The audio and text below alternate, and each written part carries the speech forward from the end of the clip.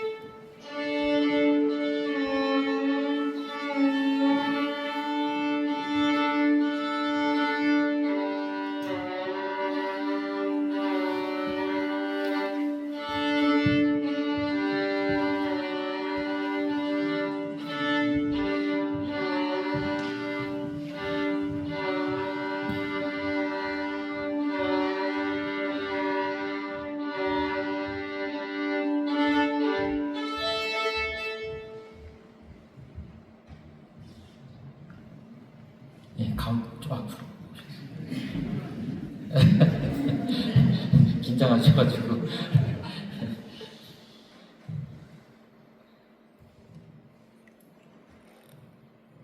박수 한 번 더 드릴까요?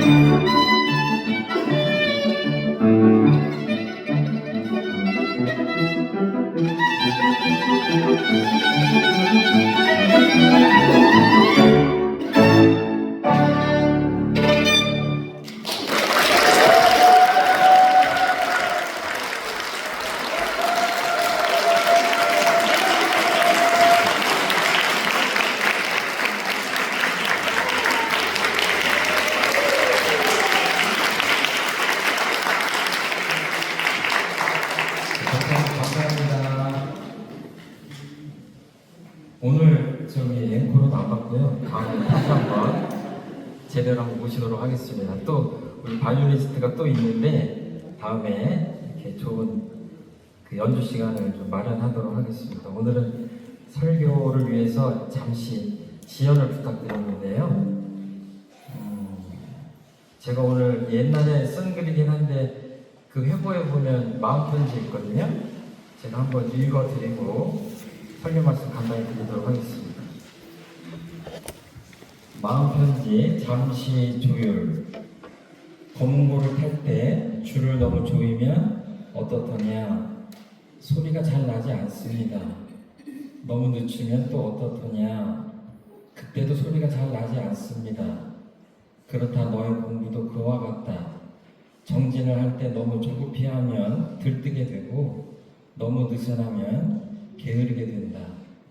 그러므로 알맞게 하여 집착하지도 말고 방해하지도 말아라. 서구머니 부처님과 제자의 문답 감정입니다. 악기를 연주하기 직전 연주자는 반드시 조율을 합니다. 악기의 음이 맞아야 제대로 소리를 낼 수 있으니까요. 마음을 챙긴다는 것은 잠시 조율을 하는 것과 같습니다. 마음과 몸으로 삶을 연주하기 전 잠시 멈춰서 나를 조율합니다. 보이지 않지만 존재하는 표준음에 오늘 나의 연주가 아름답기를, 우리의 협연 또한 아름답기를 바랍니다. 그 일분선 무시선 책에 있는 감각감성인데요. 제가 일부러 연주하시기 전에 조율을 좀 의식적으로 오래 해달라고 부탁을 드렸어요. 근데 보면은 아무리 유명한 악단, 뭐 오케스트라라도 연주하기 직전에 전부 다 이렇게 그때 들으면 좀 소음 같아요. 근데 반드시 필요한 과정이죠.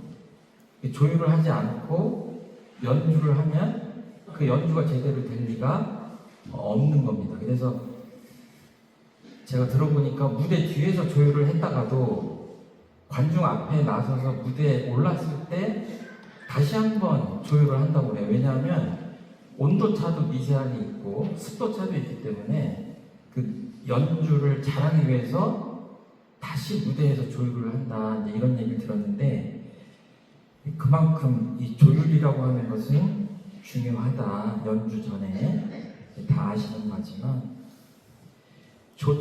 조율할 때 조는 고를 조자입니다. 조절한다 하는 그런 조예요. 그리고 율은 음율 할 때 그 율입니다. 율동할 때 율이에요. 이게 법이나 어떤 질서를 얘기하는데 동양에서는 좀 진리적으로 표현하면 율례어 이런 표현도 씁니다. 그런 것들을 보이지 않는 어떤 이 진리의 그 가락이나 리듬이 이렇게 충만해 있는 것들을 얘기하는데 그 려자를 보면 한자가 입구자를 붙여놓은 그 모양새예요. 가운데 이렇게 선이 하나 있고 이렇게 되어 있는데 그 뜻은 또 등뼈라는 뜻도 있더라고요. 그러니까 어떻게 보면 그 보이지 않는 그 우주 질서 안에 어떤 뼈대 같은 게 있다라고 생각해도 되지 않을까 그렇게 생각하는데요. 어려서 그 치지도 못하는 그 기타를 한 번씩 다 아마 쳐보셨을 것 같아요. 특히 남자들은 그 기타에 대한 로망이 있잖아요. 퉁딱퉁딱 하고 동네 형이 와가지고 듣고 있다가 잠깐 줘봐 그래가지고 주면 튜닝을 다시 해요. 그러면 소리가 여태까지 쳤던 거는 잘못 쳤구나. 음이 안 맞는 거예요. 기본 음이. 그걸 모르고 그냥 연주를 하면 그 연주는 사실은 연주가 아니라 이 소음을 생산하는 거고 잘못하면 음악이 아니다. 제가 음악 얘기를 드리는 게 아니라 지금 마음 공부 말씀드리려고 하는 건데 이 신앙과 수행에도 그 조율이 필요하잖아요. 맨 처음에 어떻게 했어요? 기억나세요? 봉타원이 혼자 이렇게 조율을 해도 되는데 어떻게 했죠? 네, 피아노가 눌러줬어요. 기본 음을. 저는 이제 음치라서 그게 뭔지는 잘 모르지만 아무튼 기본 음을 쳐주고 거기에 바이올린이 맞춰주고. 오래전에 제가 학생 행사를 이벤트를 굉장히 크게 한 적이 있는데 국내에서 가장 유명하다고 손꼽힐 만한 정상급 가수를 불렀는데 무대 직전에 좀 지각을 했어요. 그래서 빨리 나가야 되는데 그 급한 시간인데도 기타를 꺼내가지고 튜닝을 한 거예요. 옛날에는 조그만 피리를 같은 거를 불면서 음을 맞췄고 최근에는 어떻게 맞추죠? 디지털로 해요. 그 디지털 표시가 돼가지고 옛날보다 정확하게 할 수가 있어요. 그리고 가수인데 제가 깜짝 놀랐던 게 그 바쁜 와중에도 튜닝을 하면서 담배 한 대를 팍 깊게 빨더라고요. 제가 보기에는 그거는 이제 마음을 좀 다스리려고 했던 것 같아요. 한쪽으로 담배 피면서 한쪽으로 기타 튜닝하고 조율하는 그런 모습이 굉장히 제 인상 깊은데 저는 아침에 여러분들 앞에 쓰기 전에 어떻게 마음 조율을 했을 것 같아요? 아침 좌선을 더 길게 했습니다. 더 길게 했어요. 그리고 우리 아름다운 아타우님이 주신 맛있는 커피를 평소보다 더 좀 많이 마셨습니다. 설교를 앞두고. 저는 제 나름대로 설교 앞두고 조율을 하는 거예요. 음이 안 맞으면 음악이 아니라고 했잖아요. 신앙 수행도 수행할 때 이제 견성이라는 표현을 하죠. 그 음을 맞추는 게 견성과 같아요. 그 기점을 잡지 못하면 어떻게 되죠? 마음 공부가 열심히 하긴 하는데 음이 안 맞아가지고 음악이 잘 안 되는 것처럼 잘못된 쪽으로 수행이 흘러가요. 옆에서 누가 그 음은 아닌 것 같다라고 알려줘야 되는데 이게 계속 연주를 하신 분들은 어떻죠? 피아노가 없어도 혼자서 봉타님 정도 되시면 혼자서 음을 잡으실 수 있어요. 그 뭐예요? 그 무형한 그 표준음이 오랜 세월 동안 음악을 갈고 닦았기 때문에 어디 있어요? 연주자 봉타님 여기에 있어요. 그냥 그 지점. 그러니까 이 중도를 잡는다. 지금 이 법구경에 나온 말씀이잖아요. 이 검은고 원래 검은고를 비유해서 하신 말씀인데 검은고 중에 너무 느슨하거나 너무 팽팽하면 그 음이 맞지 않는다는 법문을 하신 거거든요. 저는 법구경을 통해서 봤는데 공부도 똑같다. 기점을 잘 잡아야.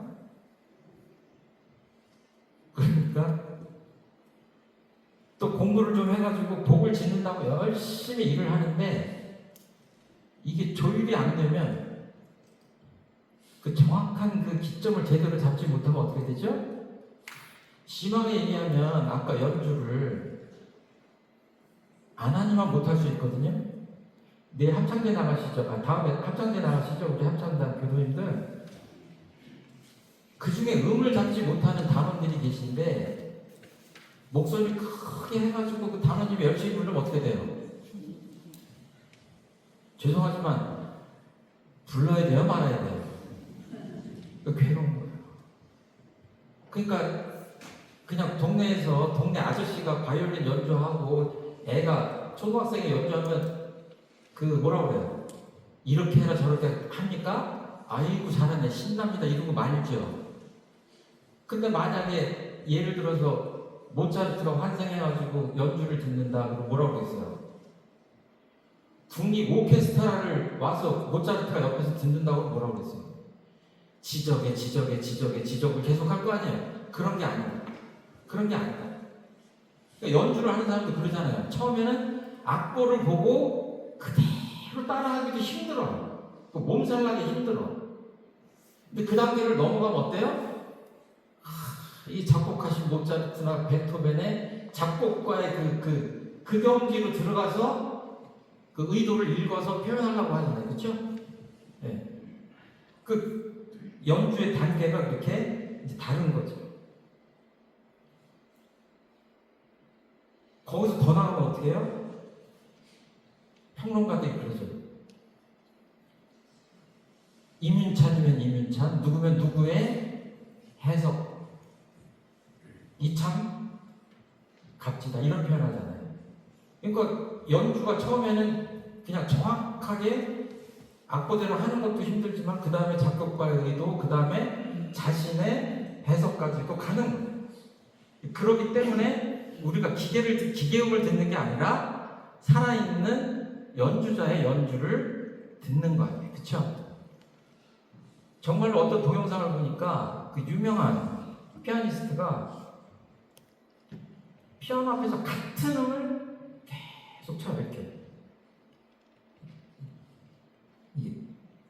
한 번, 두 번, 땡, 땡. 제가 보기엔 똑같아요. 기계적으로 똑같아요. 똑같은 것만을 모르기 때문에. 그런데 그 연주자가 하는 말이 내 마음이 여기 담기는 거가 마음에 안 든다. 계속 그 마음을 담아서 누르는 거예요. 계속. 그러니까 저같이 이렇게 좀 음치 같은 사람도 그 유명한 사람들이 이렇게 피아노 앞에 서서 가만히 있다가 첫 음을 딱 누르면 뭔가 확실히 다르구나. 그렇게 느껴져요. 그게 그 음 때문에 그런 게 아니라 거기에 담긴 그 무엇이 다른 게 아닌가 그런 생각을 합니다.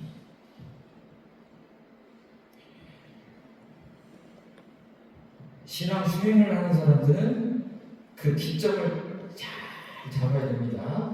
견성이라고 하는 것은 우리 봉타님이 연주하시기 전에 피아노하고 음을 맞추는 것과 같다. 그러면은 나 혼자도 맞출 수 있지만 공부가 덜 됐으면 어때요? 스승님한테 대종사님 교법에 대중을 잡고 그렇게 해야.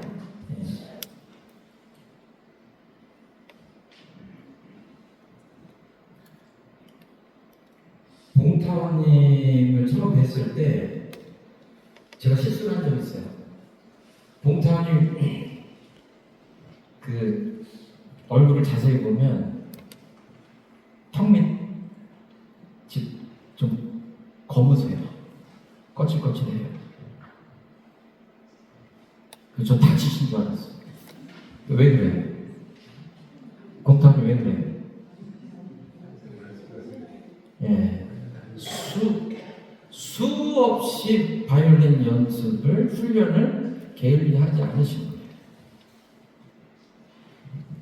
원불교를 새로 다니거나 이런 분들 중에 원불교는 왜 이렇게 하려는 게 많고 정기훈련, 상식을 이렇게 하려는 게 많냐. 제가 무슨 얘기 하려고 하는지 아시겠죠? 봉타원님도 여기가 까매지도록 평생을 바이올린 연습을 하셨는데 그래도 잠깐 2, 3분 연주를 부탁드렸어도 봉타원님 긴장되시는 게 느껴지잖아요. 그런데 하물며 견성 성불을 하겠다고 하는 사람들이 주석이 대종사님이 이렇게 해라 저렇게 해라 요구를 하는 것에 토를 달거나 정말 그거는 연주 연습을 한 번도 안 하고 조율도 안 하고 큰 무대에 선다는 것과 비슷해요.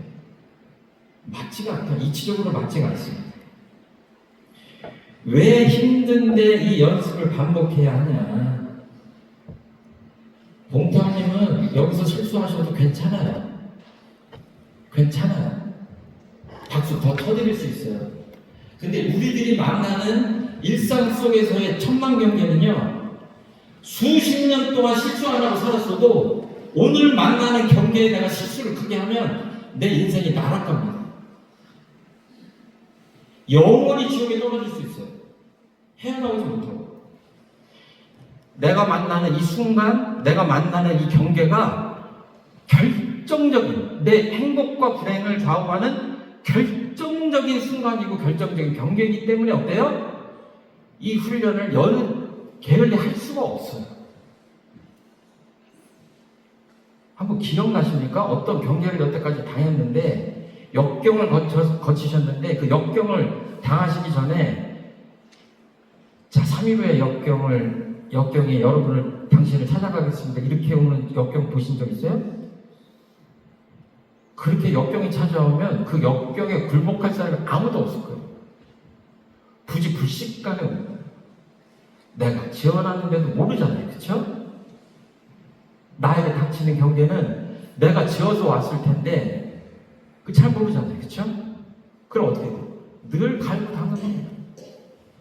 그러니까 정말 유명한 성악가나 음악가나 이런 사람들을 보면요. 언젠가 다큐멘터리를 보니까 저 양반이 음악가가 아니라 운동선수인가? 하루 종일 운동을 해요. 요가하고 달리기하고 식단 조절하고. 제가 보기에는 그 사람이 연주하는 장면을 보여주지 않으면 요가 선생님인가? 그랬을 것 같아요. 그 무대 앞에서 청중 앞에서 아름다운 연주를 하기 위해서 24시간을 호박 바칩니다.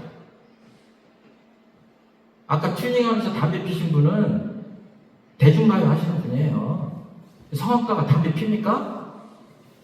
안 피잖아요. 자, 오늘부터 아직 금연 못하신 분들은 끊으셔야 됩니다. 대종사님이 요구하는 연주를 하려면 어때요? 하지 말래면 하지 말고 하라는 거는 해야 돼요.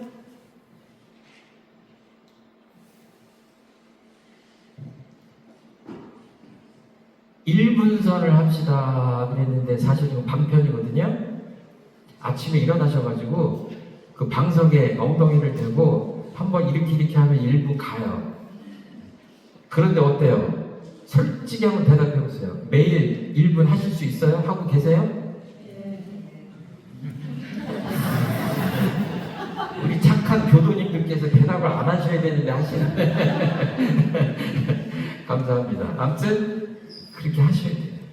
1분이 2분 되고 2분이 3분 되고 늘 해서 천만경계가 와도 늘 여유롭고 여기 대종사님 말씀하신 대로 희로애락에 끌려가는 게 아니라 희로애락을 자유롭게 노복처럼 부려 쓰는 거예요.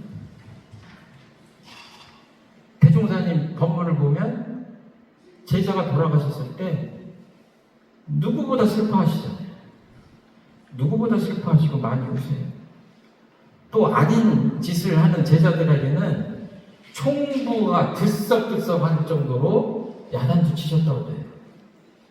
근데 그게 미워서 치는 게 아니라 어때요? 그 자비 방편을 누리셨잖아요.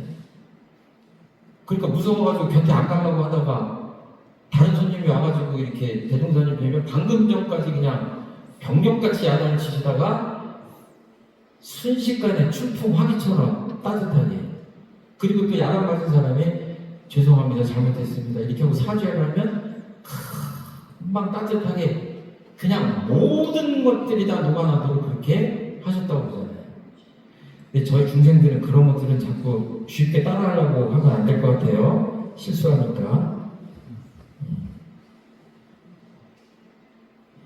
이렇게 무시선, 무처선 그러는데 그 무시선법을 저는 어떻게 생각하냐면 아까 제가 이렇게 그 음악에 지금 오늘 비유해서 몇 가지 말씀을 드리잖아요. 저번 시간에 그 우주 얘기를 했는데 음악 중에도 그런 거 있잖아요. 봄에 교향하게 울려 퍼지는 그러잖아요. 지금 이렇게 가만히 보면 바깥에 이렇게 보고 계시면 어때요? 눈으로 보는 것도 참 아름답지만 뭔가 음악이 들리는 듯 하잖아요. 그러니까 작곡가들이 어떤 애를 써요? 표현하고 싶어요. 이 찬란한 봄을 표현하고 싶어서 어때요?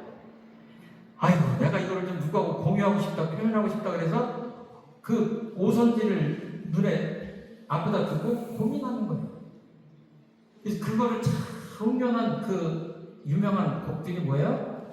그게 후대들 연주자들이 그 음악을 연주하는 거예요. 그 대종사님 같은 분은 어떻게 했어요? 작곡을 안 하셨지만 대종사님이 뭐라 했냐면 이 천지에 가득한 진리를 보고 그거를 알려주고 싶어요. 표현하고 싶어요. 그러니까 저는 며칠 전에 가톨릭 신앙하시는 분들이 왔는데 대종사님은 하나님의 음성을 어떻게 들으셨는가? 천지팔도보면 어때요? 공정하고 정성스럽고 8가지 나오죠. 그렇게 상세하게 이 천지님의 마음을 읽어내고 표현한 성자들은 흔치 않아요. 그러니까 저는 대종사님은 작곡가들이 이 세상의 아름다움을 오선지에 옮긴 것처럼 정전에다가 그렇게 옮기셨다고 생각합니다. 그리고 우리는 그 악보를 보고 어떻게 하는 사람이에요? 연주하는 사람이에요. 어떻게 연주해요? 바이올린을 연주하는 게 어떻게 하는 연주해요? 내가 사랑하는 심신작용을 통해서 대종사님의 정전이라는 악보를 연주하는 거예요. 그런데 대종사님 악보를 연주하고 당신도 연주하고 그 사람도 연주를 하는데 경계를 하는 게 연주를 다 하면 누가 맞아요? 누가 맞아요? 기독교 중에도 예수님 뜻이다 그러는 반대되는 얘기도 너무 많죠. 그렇죠? 남의 얘기가 아니라 우리가 아까 그 조류를 잘못하면 경성이 안 되는 거예요. 각자의 기준대로 얘기하면서 이것이 바른 연주자라고 연주다라고 그렇게 주장할 수 있어요. 그러니까 연주하기 전에 어떻게 되죠? 마음 조율을 해야 되는데 이 상황보다 하면 온전한 마음을 챙겨서 지혜롭게 생각해서 잘 취사를 해야 돼요. 그러니까 처음에 그 온전한 마음을 챙기는데 엄청난 노력을 기울이지 않으면 안 좋은 경우에 제가 아까 뭐라고 그랬죠? 노래를 안 하는 게 낫다 차라리. 왜? 틀린 음이면 그러니까 굉장히 고민하고 공을 들여서 이 마음 조율을 하고 견성을 하고 견성했으면 또 훈련을 부단히 해서 부처님 인격을 닮아가듯이 우리가 심신작용을 또 이렇게 하는 거죠. 그렇게 해야 될 것 같아요. 저는 그 1호선 서문에 보면 맨 끝에 나오는 표현이 뭐가 있죠? 한번 외워보세요. 이론의 위력을 얻도록까지 소원하고 이론의 체성에 합하도록. 대종사님 이렇게 계시면 이 우주하고 이 천지하고 그냥 한 살, 한 몸이라고 느끼잖아요. 우리들 보고도 그렇게 하는. 그러니까 무의성법이라고 보면은 가만히 이렇게 있으면 비가 오니까 장독대를 덮어야 되겠다는 생각도 해야 되지만 이 우주에 가득 찬 이 물리적인 소리도 들리지는 않지만 차 있는 그 진리의 음악을 우리가 들을 수 있어야 그렇게 되면 뭐죠? 이론의 체성에 합하는 것과 흡사하지 않을까 이렇게 생각해요. 그러니까 위력을 얻도록까지 서원하면 이렇게 끝났으면 좋을 텐데 왜 끝에 이론의 체성에 합하도록까지 서원하면 이렇게 우열이 있는 건 아니지만 기도도 내 욕심껏 도와달라고 하는 기도는 제가 보기에는 좀 한계가 있습니다. 근데 어때요? 도와달라고 할 때는 내가 있고 상대가 있잖아요. 그렇죠? 근데 체성에 합한다고 하면 어떻게 되죠? 한 살이 되는 거예요. 그러니까 뭐예요? 기도만 열심히 할 것이 아니라 기도 전에 어떻게 해요? 입적하잖아요. 이 천지영계 아신정하잖아요. 천지와 동일체 그제는 천지와 내가 한 몸이다 이 영주를 외우잖아요. 그렇죠? 네. 성주도 어때요? 영천영지 영무성생 우주하고 나하고 하나라고. 우리는 기독교가 하나님이 아니라 원불교도 하나님 모시는 거예요. 이 우주에 가득 차 있는 하나의 진리를 우리가 늘 흠모하고 하나 되려고 노력하는 거지. 자, 봉타원님이 바이올린을 지금 어디에 보관하셨나요? 알아맞혀보세요. 그냥 덜렁덜렁 들고 오시지 않았어요. 케이스에다가 조심해서 이렇게. 우리들 마음 쓰면 어떻게 해야 되죠?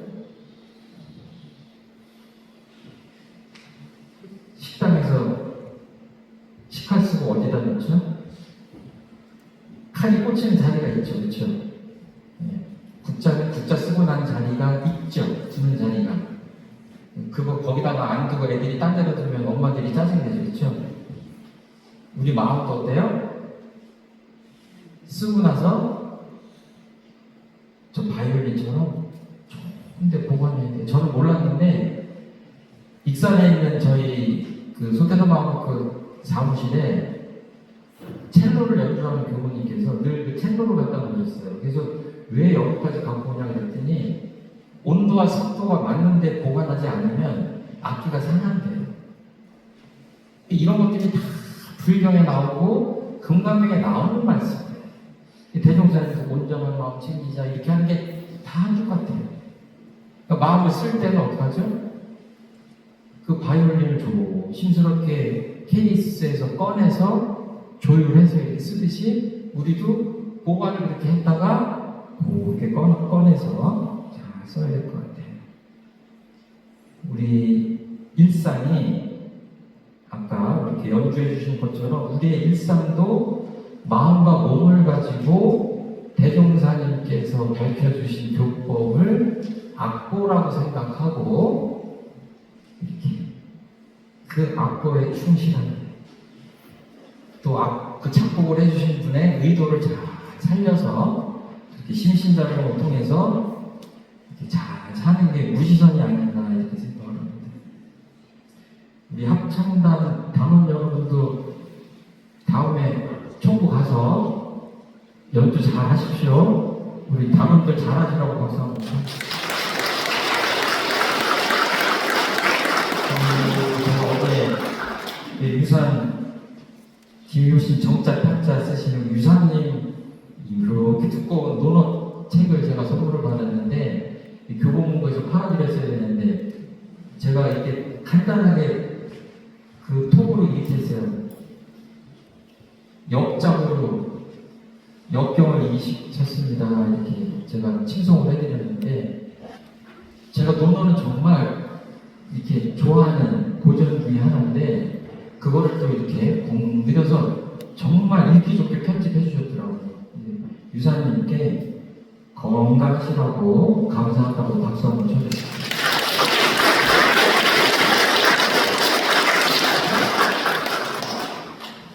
제 말씀 여기서 마치도록 하겠습니다. 감사합니다.